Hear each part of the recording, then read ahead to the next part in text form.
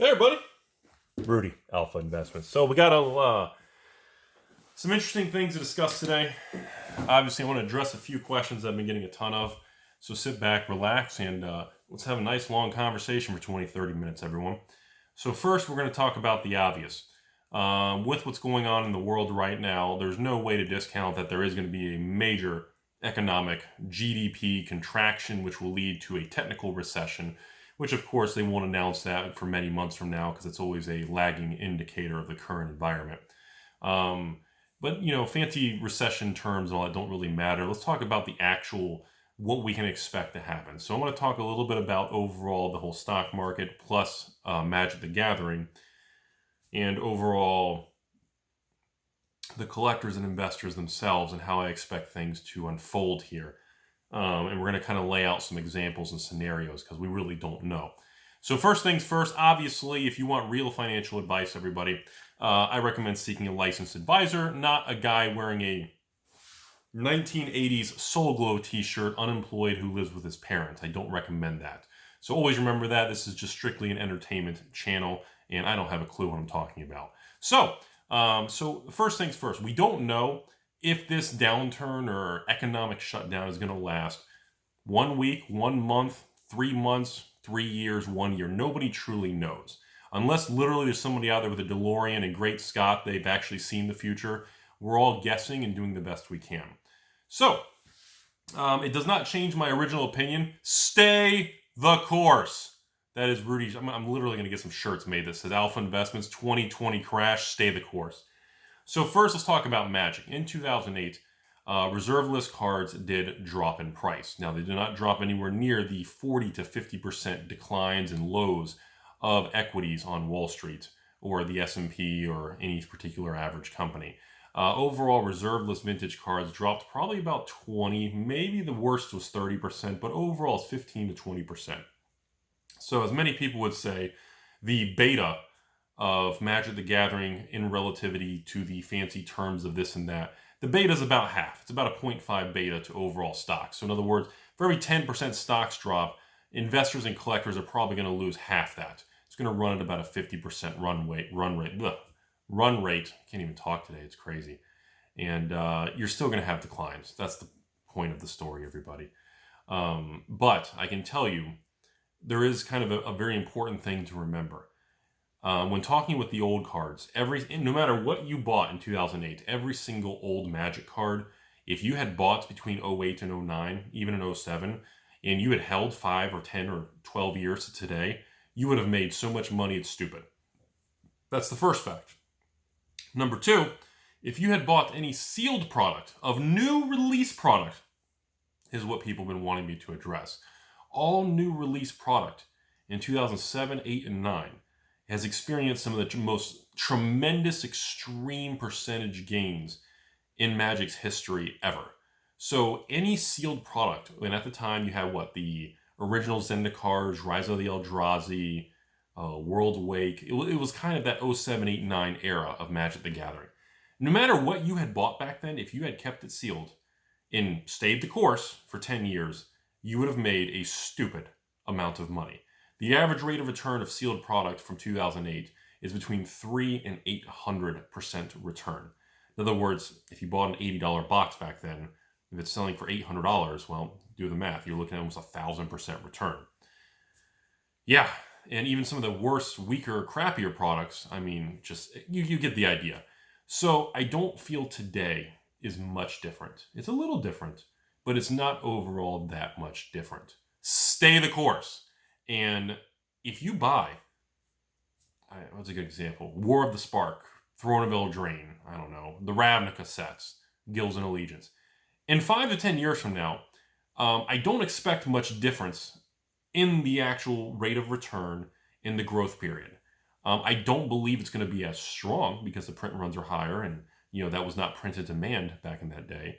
But I think the general public is going to be very surprised how history repeats itself.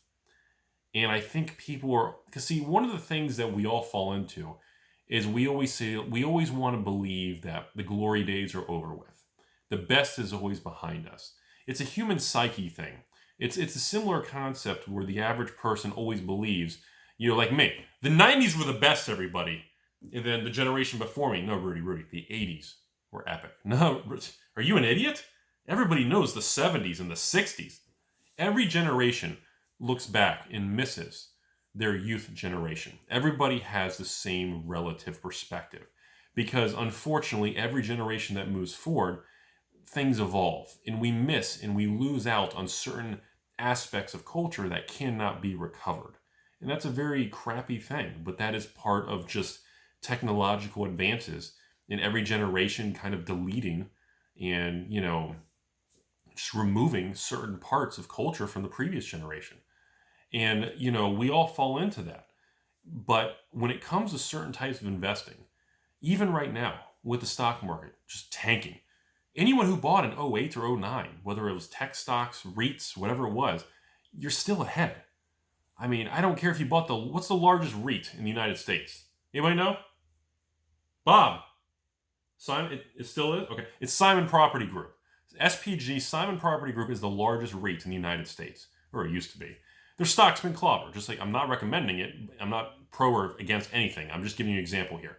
If you'd still bought it in 08, you'd still be ahead. Not to mention, what are they, 5-6% dividend? Probably 10% now. The yields you would have collected over the 10-year period are ridiculous. So, but, no matter what you had bought, technology, do we even need to get into Apples and Googles and Amazon, the Fangs, the Netflixes? Do we need to get into any of this stuff? Tesla? Do we need to get in? I mean, no matter what you had bought 10 years ago, you'd still be ahead. But the thing is, people always want to say the same thing. No. You missed out. The easy money's been made. And that may be true on certain categories. But I'm telling you all, in 10 years from now, people are going to say the exact same thing with Throne of Eldraine. People are going to be making fun of other people when you see sold listings on eBay for Dragon's Maze for $200 a box. And you see Battle for Zendikar. What? That thing was printed to oblivion. Battle for Zendikar selling for $500 a box in 10 years. There's going to be, and it's going to just seem dumb. It's going to seem stupid. It's going to seem Timmy-like. It's going to feel that way. Because right now, in 2020, with the world grinding to a halt, it just seems like a lie. And that's why I've been really trying to emphasize everybody, I'm not going to sugarcoat it with you all. I'm not going to act like politics and the president and everything out. I'm not going to sugarcoat it with you. Things are probably going to get a lot worse. Things are probably going to get really sloppy. The stock market's not going to turn around and you just need to buy everything today. And tomorrow it's just going to go all the way back to the top. Real world doesn't work that way. Usually stock markets in 2008, remember 2008 was a decline from the third quarter of 2007 all the way to the first quarter or second quarter of 2009. It was almost 18 months of straight negative declines. The stock market's been declining for about 60 to 90 days. Yeah, 3 months. In 2007 to 2009, from the top of the market to the bottom was 18 months. And I tell everyone, do not try to be a hero. Don't be the hero. We've been through this. Because again, the creepy person, the really hot chick, usually, these are the people who get destroyed first and removed from the horror movie. Don't be a hero. There's plenty of opportunity. Don't have FOMO. Same thing with magic. Don't act like you need to rush out and start buying a bunch of magic. Don't act like you got to rush out and buy a bunch of stocks or bonds. There's plenty of time. You need to increase how much you're parking into these different asset classes if you have the situation, the money, if you have the capability. If you're one of the people in the bad situations where you were in the service industry or your job is shut down, you're in the tip industry like me when I was in college where a lot of my income was based on waiting tables, bartending. If you're in that situation, then you can't really focus on investing. You're going to have to wait for the next 10-year crash where you're more established and you can focus on that. In 2008, I didn't have the extra money and the financial strength to do what I'm going to be able to do this time around. I knew eventually there was going to be another downturn. This time around, I'm very strongly positioned where the first time around, I got obliterated, everybody. I got obliterated. And it's important to learn and build and grow from it because I would not be in the position today if I just didn't go through 2008's complete wipeout. That wipeout in 2008 really put me ahead to be able to position for this 2020 situation. And the key is to learn. Learn. By learning, everybody, by learning, you're going to be able to position yourself for the next downturn. You may not be ready this time. You may be getting obliterated. And that happens, and it's going to happen to a lot of people. It's a crappy thing, but it's part of just the boom and bust society and culture that we live in, where everybody's living for the moment. Tomorrow, I may not be around in 10 years. Why am I going to invest for 10 years from now? I'm going to live it up today. And usually that's the mentality that, gets people back into a corner in times like this. So, looking at the whole situation, I'm going to be very blunt. I think we're probably going to see 20 to 40% of all LGSs involved with Magic the Gathering probably either shut down, go bankrupt, or never open again. I think we're looking at a quarter to a third of all these small mom and pop stores are never going to recover, period. It's like 2008, where many companies just did not recover. They collapsed. They liquidated. They restructured. They just were never the same. I feel this is going to be the same, especially in certain parts of the country where the cost of living is a lot higher, and overhead and shopping centers and the lease and rent for some of these card stores that may have $2,000, $3,000, $5,000, $10,000 a month overhead in premium locations and more expensive parts of the country. They're going to get wrecked. Because usually what happens is the landlords like to play Mr. Nice, and they say, oh yeah, you don't have to pay us. Things are bad. We'll defer it for you. You have to understand, when they defer, all they're doing is increasing your balance. And a lot of them start charging interest on it. It's the same thing if they tell you, guys, you don't have to pay your mortgage. Did you hear the news? Rudy, things are bad. I don't even have to pay my mortgage right now. I don't have to pay my car payment. They're going to defer my payment. That's really not that great. That's pretty much giving you a short-term relief to kind of just weather the storm and bunker down. But then they're going to keep accumulating the interest on your balance, and they're going to add the payments to the end with more interest. It doesn't help in the long term. Now, if there's a government bailout or some sort of other crazy stuff that may be in the works, where the government's going to pay a chunk or not allow, that's a different conversation. I have no idea if that's going to happen. Same thing with student loans and all kinds of other credit cards. They're not going to destroy you and ruin your credit if you don't have to pay, if you don't make a payment next month, but they're going to build the interest and accrue the balance. You're not really getting ahead. You're kind of being told to stay home, and your bills are just going to pile up. It sucks. It's not going to help most people. So, based on where we are, I do believe Magic is, I think they're probably going to sustain.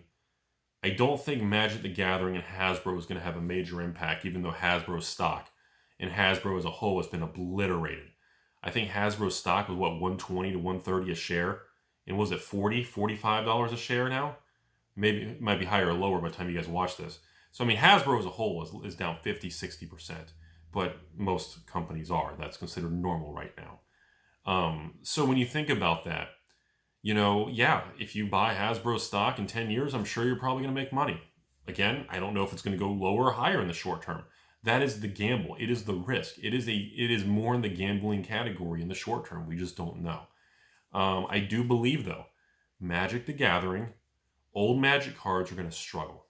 In the short term, I'm getting a very, very elevated number of contacts for people selling Revised, Stronghold, 4th edition, Ice Age, booster boxes. A lot of sealed box investors are contacting me. I was averaging maybe 1 to 2 contacts for old stuff like that a day. I'm probably at 5 to 10 right now. We're up about 500 to 1,000% of the number of people wanting to contact me to liquidate, which is fine. If you're looking to sell and do that kind of stuff, I have no problem. If you're willing to give me a good price, if you're still looking for full market price, I'm not going to be able to help you. The prices are dropping. Sold prices on eBay are dropping. The amount of transactions are dropping. If you need money, you're going to have to sell at a lower price. Otherwise, I wish you luck. Just hold on to your product, wait a couple years and ride it out. You'll be okay. But if you need to sell now, you're going to have to lower the price. A good example right now, Revised boxes. I've been buying a good amount of them the last 30 days. And I've noticed even on eBay, the highest amount of sealed Revised starter and booster boxes are on eBay right now in probably years. I haven't seen this many popping on eBay in so long. You can see things coming to the market, which is going to cause more downward pressure because they're not going to sell because most of these people are still wanting 6,000, 7,000. I'm seeing the prices drop to 5,000, and they're still not really selling. They're going to have to go to about the 4s, maybe the 3s. But as of right now, I'm even still paying about 4,000 a box. Those are the last 2 or 3 I bought in the last week. And even then, I may have overpaid. It may be going down to the 3s. But the point is, we don't know how deep this thing is going to cut. And you need to look out for your family, your personal situation. And then if you realize you're in a situation with extra money and resources, then you can try to plan for your future right now. You know, it's a nasty conversation, everyone. There's no way to really sugarcoat this. It's a crappy conversation. It is. Because, you know, I mean, you kind of have 2 types of people that are going to come out of this thing. There's really 2 categories. Maybe a third. Let's just go with 2. You're going to have the average person that's going to come out of this thing in 3, 6 months, I don't know, 1 year, next month, who knows. Whenever this ends, most people are going to be financially damaged.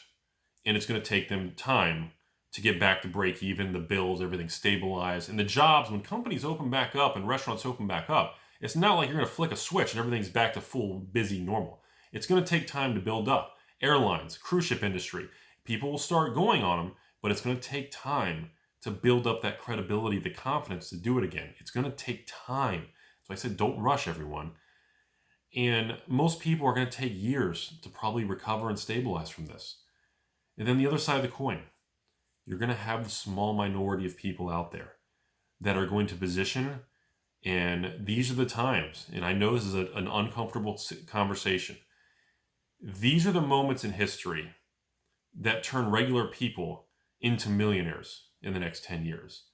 These are the moments in life where, and I'm not saying go on Wall Street bets and bet your entire life savings on shorting or betting the market's going to rebound and try to bet millions. And I'm not saying to do that, although some of you are doing it and some of you've made stupid amounts of money and some of you've lost everything. But these are the moments in time when the blood's in the street and it feels like the end is near type thing. And everyone's just going unbelievably, just every day you can't believe what you're seeing. These are the moments that there will be a select few group of people around the country that are going to come out of this thing in the next 5 years. And they're going to make millions of dollars from buying, investing, and doing things, whether it's houses, real estate, just purchasing, selling, magic cards, stocks, bonds. People have been wanting me to comment on a couple other things about the cruise ship industry, since a lot of you know who've been around a long time. In 2008, one of the big ways I made a lot of money coming out of 2008 was I bought a lot of Royal Caribbean bonds. And at the time, the bonds were paying 20% interest. And they were like 3 and 5 year bonds.